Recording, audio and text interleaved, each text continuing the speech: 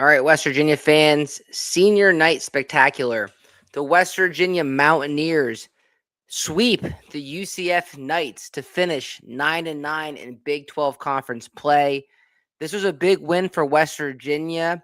You know, it hasn't always been easy for this team. It's been a roller coaster ride of a season, and the West Virginia Mountaineer basketball team found a way to cruise tonight to a nice victory over the UCF Knights. So, just overall thoughts on this one to open up.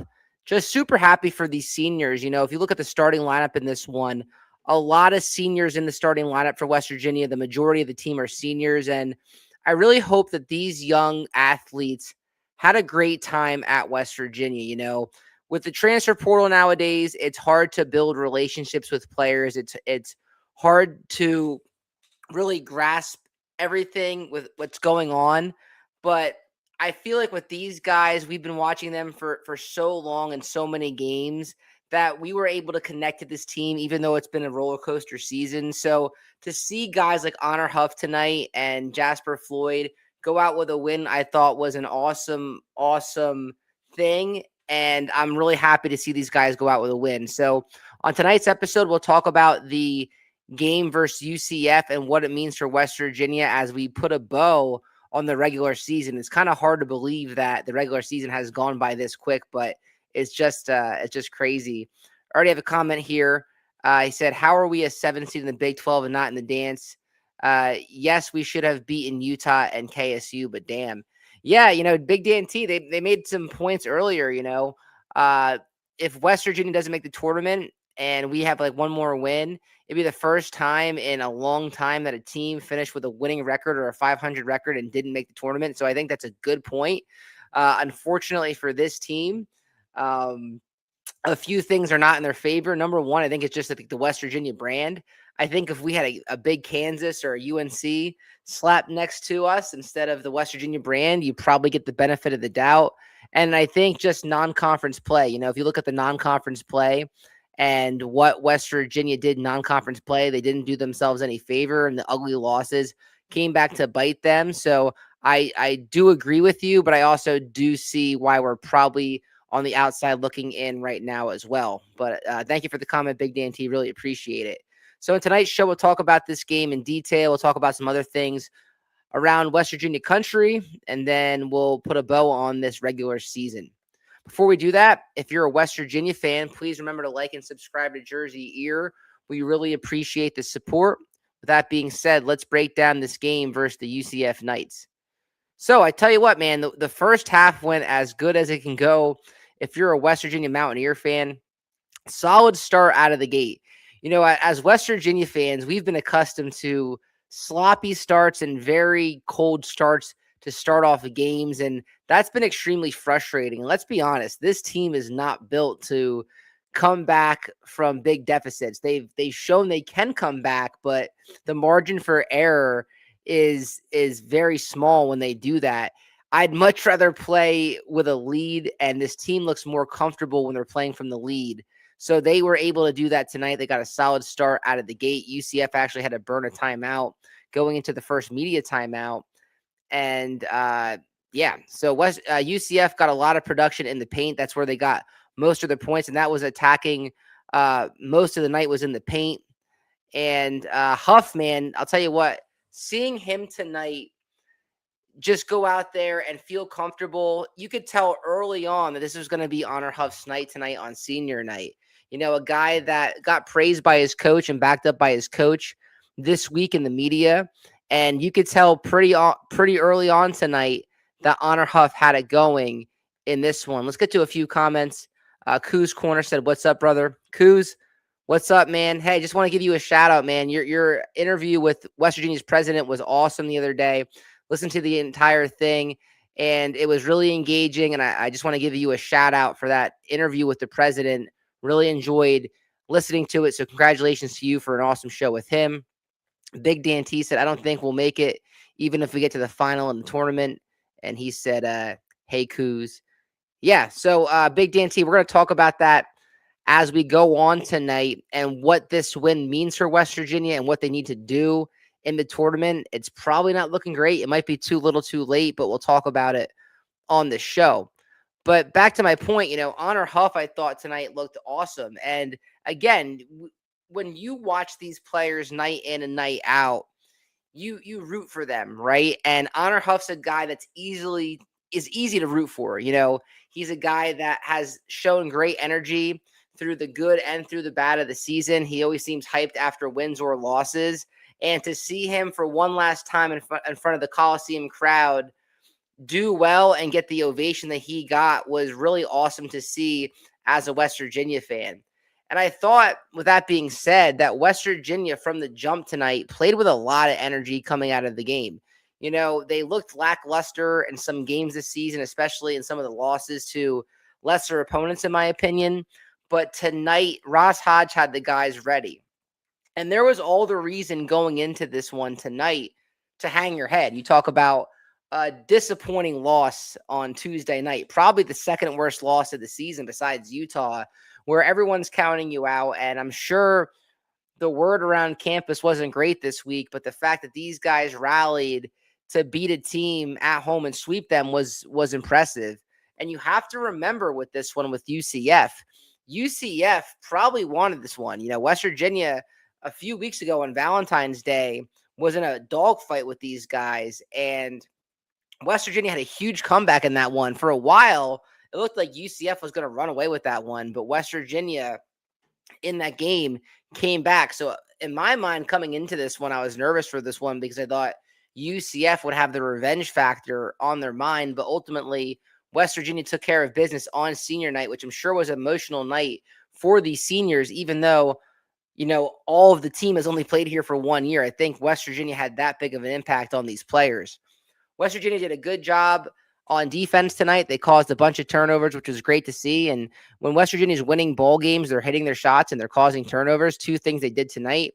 As you can see from the next note that we had tonight, West Virginia was hitting from three. You had contributions from Chance Moore, you had contributions from Eagle Staff and Huff, and that really helped West Virginia. And then on the other end, UCF was cold from three. They really couldn't hit anything in the first half of that game. I think they hit 1 for 6 from three in the first half. So they really struggled from three.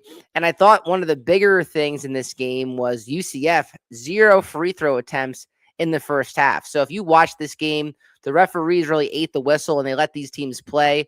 So I think that helped West Virginia. UCF not having any free throw attempts obviously will help. And that was one of the keys to the game is UCF just not getting to the charity stripe. They couldn't do anything from there. Coos said was only able to catch the second half, was out to dinner with the family. Happy these seniors went out with a win. Yeah, Coos, absolutely. Like I said, even though these guys have only been on campus for, less than 12 months, after watching these guys game in and game out, you start to really build a relationship from home with these players.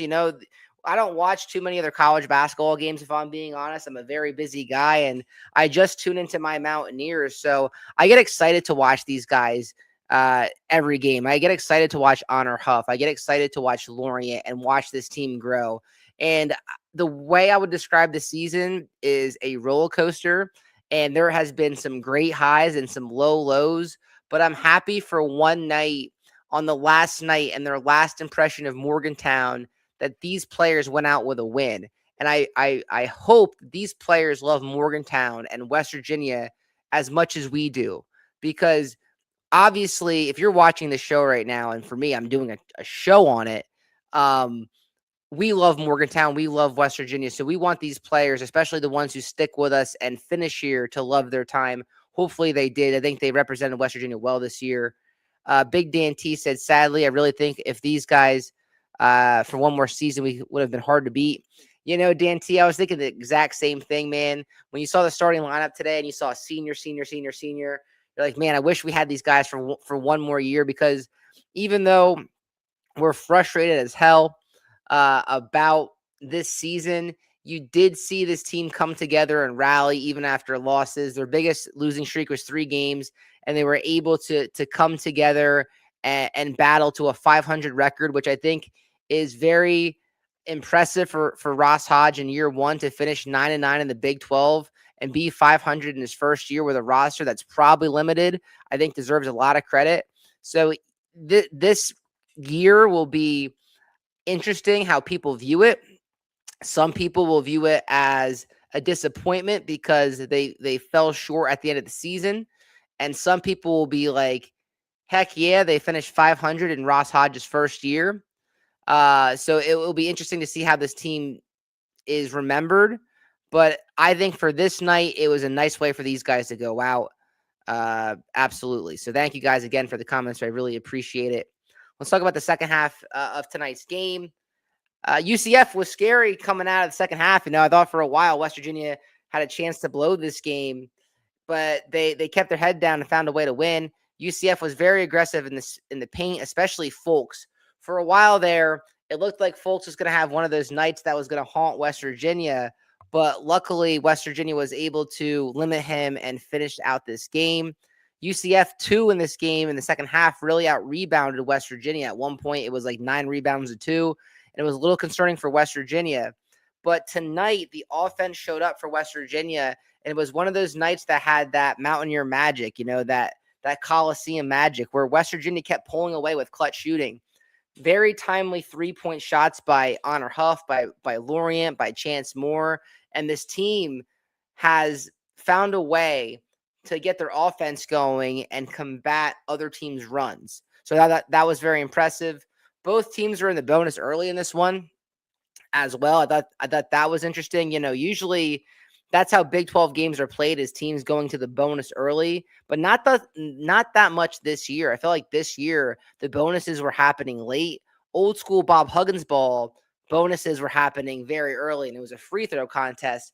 That didn't happen much this year, but tonight both teams were in the bonus pretty early in this one. Let's see the box score real quick before we talk about what this means for the season. So I'm going to pull this up in 1 second. I'm going to take this down and pull this up. So if we look at the box score and the final notes, West Virginia gets a 15-point lead. And if you're like me, it was nice tonight to actually kind of cruise to a win. We weren't sweating this one out like we usually do at the end of games. The last few seasons, and especially this season, it feels like every game comes down to the wire and you're sweating it out. But tonight I felt comfortable putting out the thumbnail a little bit early, putting out the YouTube description a little bit early to get started early. So that was good. And again, a nice scoring output from a bunch of guys. It was nice to see Lorient tonight with a very effective 14 points, 4 for 5 shooting from the field. He had 2 3-pointers and was perfect from the line. So Lorient, to go out with a game like that was awesome to see. He played 32 minutes, which is great. Jasper Floyd gets a double-digit point game in his last game, which is awesome. He's had his ups and downs this year, but I think he deserves a lot of credit. Honor Huff, 24 points, man. And I think that really makes me happy because, again, his coach backed him up this week, and he's been very streaky since conference play has started. But you look at the 10 for 10 in the free throws and the 24 points that he had, I think he deserved the ovation that he got. It was great. I really hope he enjoyed his time in Morgantown. Eagle staff had 9, Obioha with 4, Jenkins with 1, Thomas with 2, Chance Moore with 13, man. And again, Chance Moore is a guy that I think everyone's going to remember on this team for how gritty he was. He did the dirty stuff, getting the rebounds, putting his head down and getting to the paint. So I think a lot of people are going to think highly of Chance Moore and his time as a Mountaineer. And again, guys, look at the numbers here tonight and why we won this game. Look at the free throw percentage, 84% from the free throw line, and that's huge. How many games did West Virginia lose this year at the free throw line where they're missing 7, 8 shots? They're shooting below 60% from the free throw line. We've seen it time and time again. Tonight, they took care of business and went 21 for 25 from the free throw line. I thought that was imperative. Took care of the ball. They only turned the ball over 7 times tonight. And overall, it was a really solid night. And it's a great night to be a Mountaineer. So overall, like I said, we didn't really sweat this one out at all. We had the lead in this one, 38 minutes to 26 seconds. And for those who attended the game in Morgantown tonight, they got a treat who showed up tonight on a Friday night to come out. Kuz said, anytime I put out a positive thumbnail early, they end up losing. I don't do it anymore, LOL. Yeah, Kuz, I absolutely, my biggest fear is putting out a thumbnail too early and jinxing it either way. If I put out a thumbnail that they're losing and they come back, people are going to be like laughing at me. And if I put out a thumbnail that praises them too much and they end up blowing the game, I'm going to get flack for that. So I'm also very careful for that. At that point, when I put it out tonight, they were up by like 15 with like a minute left to go. So I felt comfortable doing it. But I'm right there with you, brother. I do definitely not put them out until the last second because I do not want the jinx. And I don't want people to think that Jersey Ear is jinxing my beloved Mountaineers. Uh, Big Dan T said, I'm not superstitious, but I'm a little stitious.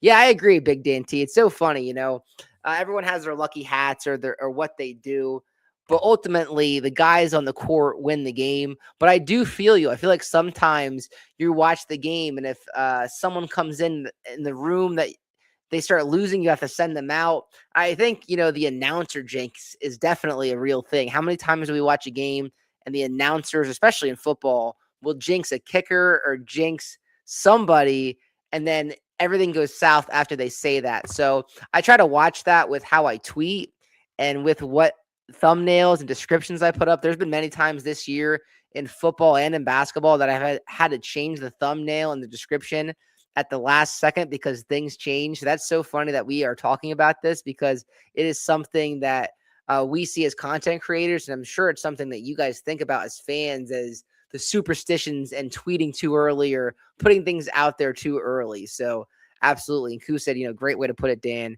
Absolutely. Big Dan T, great fan. Koo, you're an awesome creator. So thank you again for commenting. All right, let's talk about what this means for the West Virginia Mountaineers.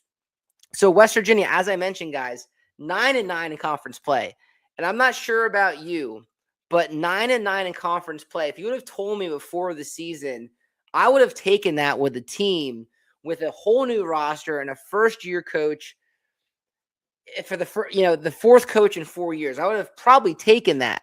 Now, it is very bittersweet because if you look at some of the losses that we have, you go back to Clemson, Ohio State, Utah, the loss that happened versus Kansas State, you're also looking at this as a missed opportunity.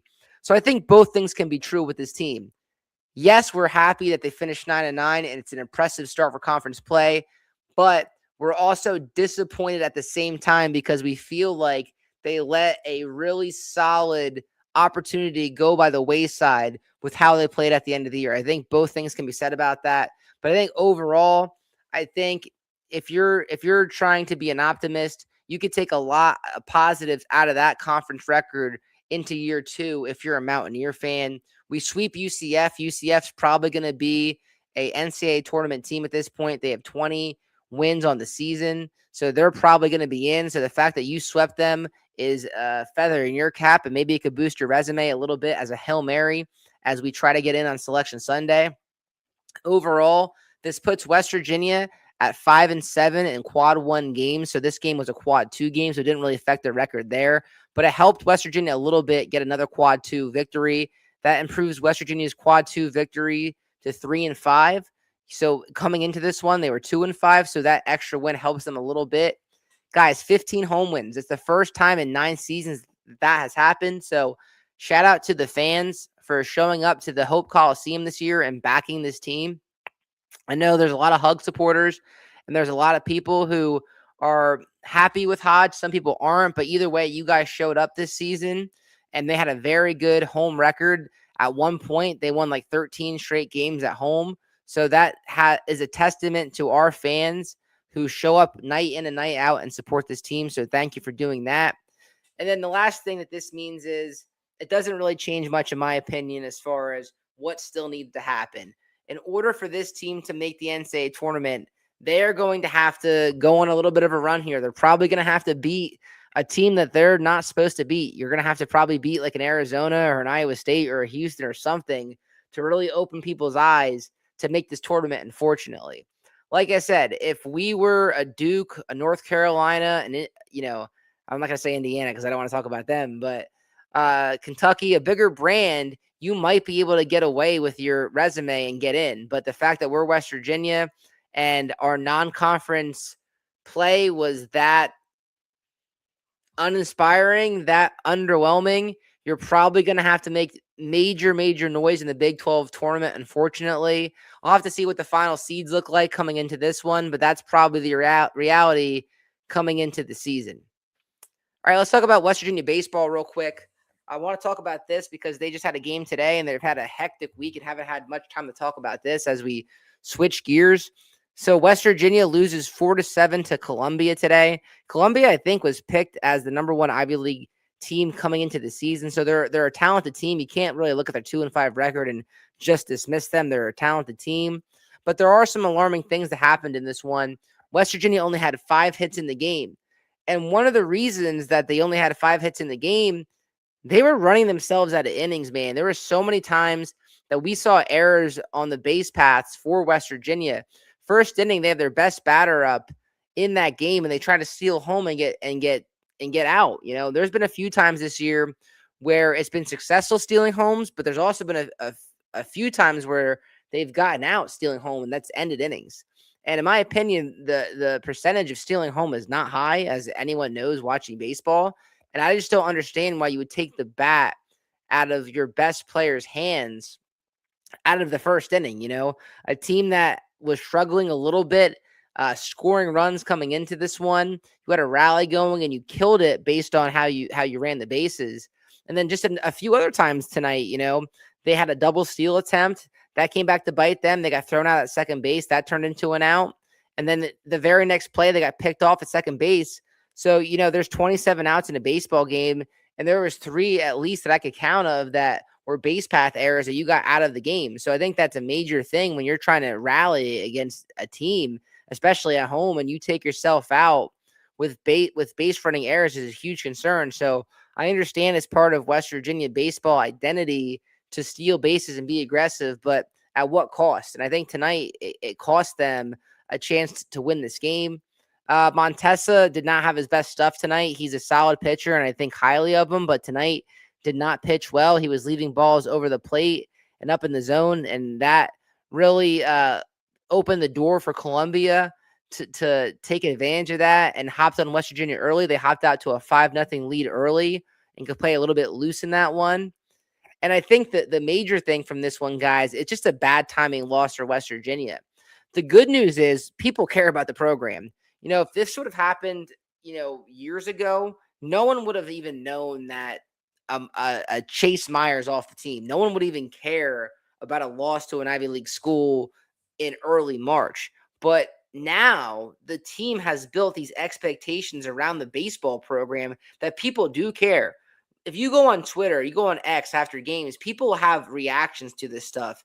And it's been refreshing, you know, to see West Virginia baseball, for good or for bad, get love on X, and people are paying attention to this. So that's the good news. But the bad news is I think it was a bad timing loss. You talk about all the distractions that happened around this baseball team this week. It was not good. So first off, you have a really devastating loss, in my opinion, to Kennesaw State on Sunday. Yes, you won that series, but you should have swept that team. You were up 6-0, and all of a sudden the bats go cold. The bullpen doesn't have their best stuff. Kennesaw leaves with a win. And then soon after that, your number one major league prospect in a lot of people's eyes, Chase Meyer, who was a staple in the bullpen and could have potentially worked his way into the starting rotation if he's healthy, leaves. And there's a lot of rumors about, was it over a text message, his mom saying stuff? I think overall, it was not a good look for the baseball program, and particularly not a good look for Steve Sabins. Now, I'm not sure what happened. I know there was a lot of people talking about this might not have been the first incident. It probably wasn't, based on the short leash that happened there. But I think it's a bad look for the baseball program. And my only concern about this is, and I don't want to overreact to one loss in the regular season, because losses are going to happen in baseball. My concern is with this baseball team is, can Steve Sabins keep this team together? There's a lot of chatter about what happened at the end of season last year. There's a lot of chatter about what happened with Meyer this season. Are the players more pro Meyer or pro Sabins? You don't want that brewing. The fact that they lost today is not a good sign. Hopefully they can rebound tomorrow and Sunday, win this series. It's one game, as I mentioned. They haven't lost a series yet. Let's see how this plays out. But I thought instant reaction. I thought it was a poorly timed loss for West Virginia with all of the distractions that happened. this week. And as you can see from the other slide, game 2 is at noon tomorrow for the West Virginia Mountaineers. Have a comment. Everything will be okay. Just need to settle in with everything that has gone on. Saban's is a great coach. Yeah, Big Dan T. I agree too. Not to overreact, but it's just a question that I thought I had to bring up tonight. Obviously, Saban's isn't just some random Joe Schmo off the street. He's a guy that was handpicked by the previous coaching staff to take over the reins. And you look at what he did last year, he did get to a super region. So he should have a long leash, because he did a lot of great things with this program in year one. Taking over for a legend like Randy Mazey is not easy, and he took that torch and ran with it last year. And they still are 8-3 this season. If you look around Division I baseball, there's a lot of teams struggling. But I do get concerned, though, about the noise around the program. So I think this series is going to tell a lot about this team, especially heading into Big 12 play. Next week, they play Maryland on Tuesday. I think there's a lot of interesting things floating around this program. But again, if there's one positive, this baseball team is relevant. And there's a lot of storylines coming out of the baseball team. And I think it's a good thing for Mountaineer Nation. But hopefully they can take the attention and run with it and not let it falter them with all the distractions that happened this week. So that's baseball. Let's talk about wrestling. So I put out a wrestling video last night about the Big 12 wrestling preview. Unfortunately for West Virginia, they do not have any finalists. There was a bunch of matches today that were very close. Ty Waters lost a heartbreaking match. He was in the match with Larkin, who we lost to previous. It was a great match, but ended up falling short. Schrickenberg lost in the quarterfinals. Ian Bush ran into the number 1 seed. So everyone for the Mountaineer wrestling team is currently in the wrestlebacks. There's a lot of guys still fighting for automatic bids. So don't want to talk about this one too much because everything is still playing out over the next few days. However, this was crazy tonight. So me and my father are watching this in my man cave tonight. As you can see from the shot here, we're enjoying the time and we're getting ready to watch the second semifinal for the Mountaineers of the night. And I see the tournament has been postponed because of a weather delay. And if you know, like me, Western wrestling is an indoor sport, so there should never be a weather thing that affects the tournament. You just go on, you just wrestle. You can wrestle anywhere.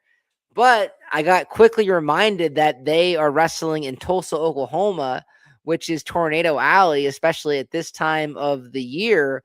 And they actually had to postpone the tournament a few minutes because of a tornado warning. So everyone had to get to shelter, and they postponed it for about 30 minutes to an hour tonight in this tournament. So guys were in the middle of their matches, and they had to walk off the mat and in the middle of their matches, walk off and get shelter because of a tornado warning. I'm willing to bet that this might be the first time that a West Virginia sporting event has gotten postponed or suspended because of a tornado warning. And that just shows you the landscape that we are in with conference realignment. Tornadoes usually don't hit on the East Coast, or not frequently. So I thought that was very interesting tonight. Was a tornado warning from the Big 12 wrestling tournament. I was pretty shocked by that. All right, let's talk about our boy Geno Smith. So a tough day to be Geno Smith today. Really a tough year to be Geno Smith, if we're being honest, if we look at the year that he's had. Unfortunately, the Raiders released Geno Smith bearing trade today. You can see the Yahoo Sports article. Raiders releasing Geno Smith after one disastrous season. Got to be tough to be Geno Smith right now. If you look at what happened this year, he gets traded in the offseason from Seattle and goes to the Raiders. So he literally goes to the worst team in the NFL. And then he was to have to watch your old teammates win a Super Bowl without you with your replacement has to be a tough pill to swallow. Not that I'm Geno Smith, but I'm a Giants fan, and seeing Saquon Barkley win a Super Bowl with his new team was probably my least favorite Super Bowl of all time. I've never had that emotional reaction seeing a guy win with another team. So I could only imagine if you're Geno Smith and you were in that locker room with those guys. You had success with those guys, but the franchise decided to move on from you and trade you. I'm going to guess that if you're Geno Smith, you probably weren't rooting for the Seahawks this year. You're probably hoping that they were a disaster without you to prove how much you meant. And the fact that they went on to win the Super Bowl probably stings a little bit. And then if you look at your career trajectory, it's not great. You had 3,000 passing yards this year, but you had 17 interceptions to only 19 touchdowns. The QBR was way down. And the Raiders, obviously, at this point, are going to be going in the draft for their franchise quarterback. But I do want to say this about Geno Smith, man. I think that there's a place for him if he wants to be a backup in this league. I'm not sure if anyone's going to give him a chance to start again, bearing any injuries at a training camp. So I'm not sure what Geno wants to do. Does Geno want to be a starting quarterback in this league? Does Geno want to be a backup in this league? Does he want to hang it up? Geno Smith is my age, maybe 1 year older. He's like 35 years old. He's getting up there a little bit. What does he see as his trajectory? If you guys know Geno from his time at West Virginia or his time in the NFL, this guy is very prideful. So does he want to take a back seat and be quarterback too? Now, I think he'd be a great quarterback too in the NFL. And I think that a lot of teams could use his services. And money talks. It ain't the worst job in the world to be quarterback two in the NFL and make a few $1 million holding a clipboard. So I think this will be interesting to see, in the offseason what Geno wants to do. I think that he'll get another opportunity, but it probably won't be a starting quarterback opportunity. It might have to be an injury situation for him.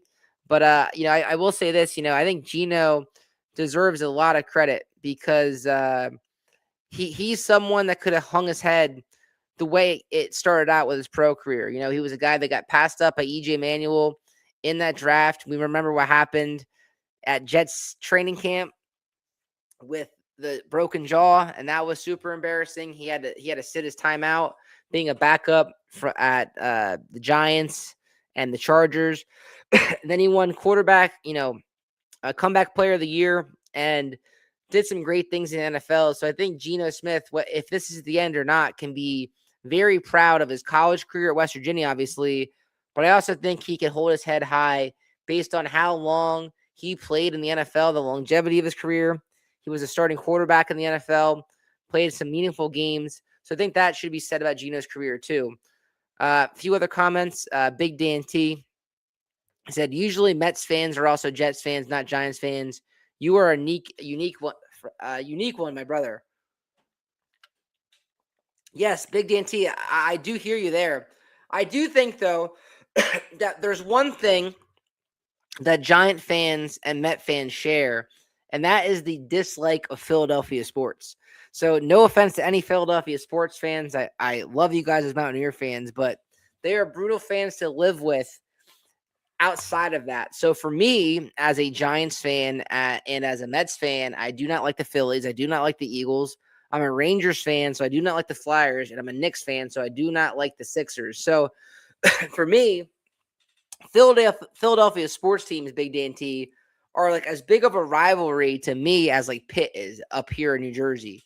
So yes, it is a little bit of a difference because most fans are Giants, Yankees, or Mets, Jets.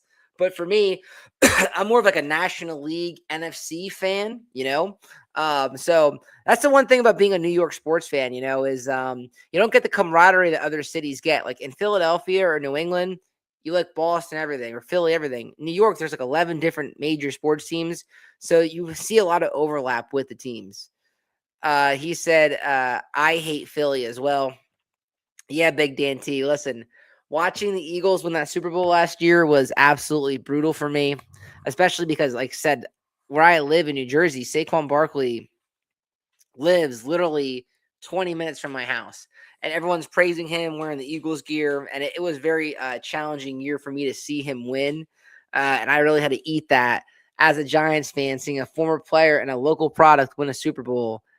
It was brutal. And the other brutal thing too, just going back to the West Virginia connection, is a lot of West Virginia guys over the years have played for the Eagles and did well with them. You look at like Wendell Smallwood, Shelton Gibson, Najee Good, those Rasul Douglas, like a lot of those guys won Super Bowls with the Eagles.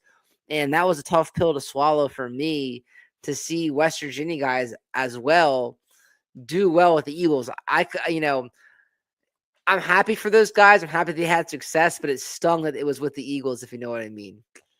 Anyway, that's all I got. I'm rambling. It's a fun show. These shows are always fun when we win. So please remember to like and subscribe to Jersey Ear. We really appreciate it. It's been a very fun basketball season, guys. It's been a very fun football season. This is the first year that I followed both football and basketball with the channel. So as we wrap up the regular season, just want to say thank you to everyone over this past year who have liked, subscribed, and commented on the show. I really appreciate it. Thank you so much. Big Dan T said Owen Schmidt as well. Yeah, so funny story about him before I get off the air tonight, Big Dan T. So when I was working at U92 as a college radio personality, I had a show called the Touchdown City Tailgate, and we had a deal with the Mountaineer Maniacs in 2015, and we did a show outside the Mountain Lair before the Oklahoma game. So the Maniacs were able to get Owen Schmidt, and I got to interview Owen Schmidt before the game at the Mountain Lair. Oliver Luck was there. It was awesome, and he was such a cool dude. And I remember he was so all about the Eagles, and he knew I was a Giants fan, so he was kind of like rubbing it in. So, it's funny you say that because he did play for the Eagles, and he's very fondly of his Eagles times. If you look, he's a very good friends with Kelsey, and they talk about that a lot. So Owen's a great guy, and it's cool to see him have success. I just wish it was for the Giants. The other funny story about the Giants, going back to that, is Bruce Irvin. When I was in college, he came back to Morgantown for a night, and I saw him out at an establishment. And my buddy was a huge Eagles fan who was next to me. He's a Jersey guy, but likes the Eagles. And he asked Bruce Irvin, who's better, the Giants or the Eagles?